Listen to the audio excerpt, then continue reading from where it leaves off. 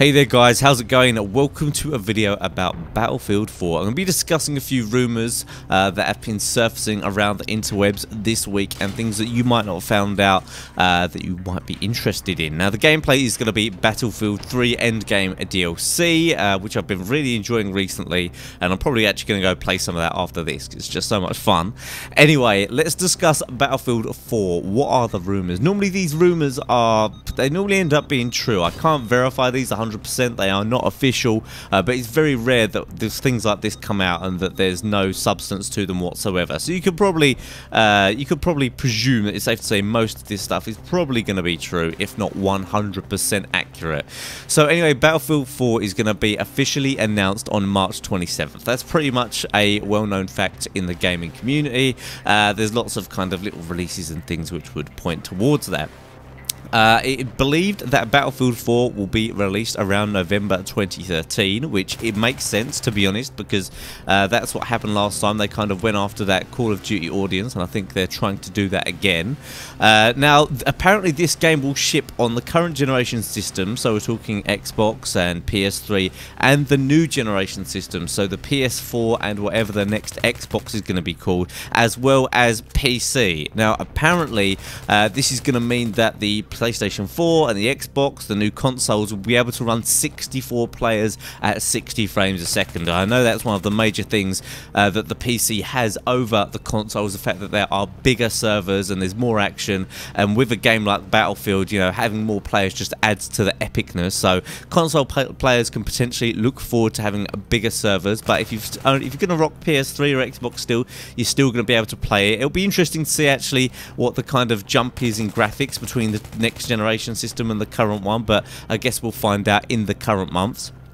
Now this is another interesting one. Apparently dynamic weather is going to be in this game. This is kind of 99% confirmed at the moment. I'm sure it'll be confirmed eventually. But by dynamic weather I mean things like rainstorms and dust and haze are all just going to kind of randomly involve themselves in the game. And to me I think that's a nice idea. I can imagine quite a few people not liking that because it might be just a random gameplay element that won't help. But with a game like Battlefield where you really want to be a part of the action and make it realistic, I just think it's going to make it more realistic, which will be great, especially like random rainstorms. I can imagine with Battlefield that they'll be able to get some really nice graphics. They always have nice graphics in the Battlefield game, and I can imagine all the water effects, and maybe will that change gameplay? That would be really next generation if, say, the rainstorm came in and there was massive puddles that formed and you had to drive through them and you drove a little slower through the puddles, and things like that would be interesting.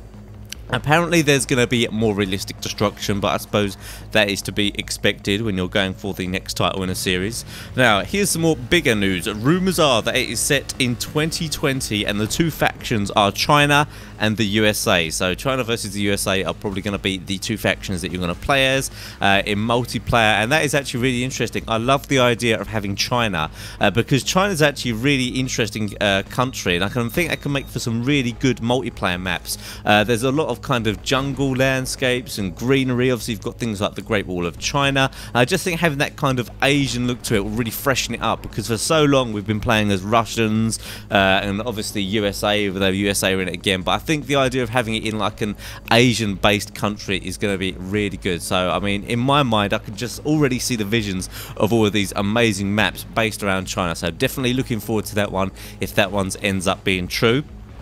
Apparently there are improved modification and customizations, but again that's something that pretty much most games at the moment are really hammering down on. So possibly there's going to be microtransactions. I mean, Call of Duty are doing it now. I would be very surprised if if Battlefield 4 doesn't end up doing microtransactions as well. And there's going to be more customized appearance and game recording functionality. I think game recording functionality is the big one out of that, because game recording is something that as a YouTuber is quite important to me, and one of the things that makes Battlefield a little less desirable when it comes to making videos about, because I know that if I'm not recording anything at a particular time I've lost it forever.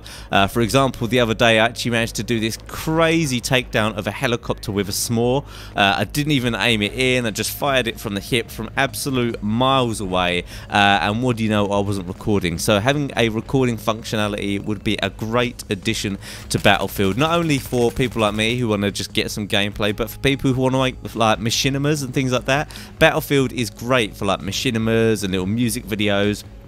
So I think a game recording functionality will be amazing. I definitely hope that that is going to be in Battlefield 4 full release. So that's it for now. Hopefully you found some of this information interesting. I do believe we're going to find out everything on March the 27th, which is penciled in as the official announcement date for Battlefield 4. Don't forget to leave a like rating if you did enjoy the video. Always appreciate all your support, and subscribe, of course, if you haven't already. And I will see you guys next time.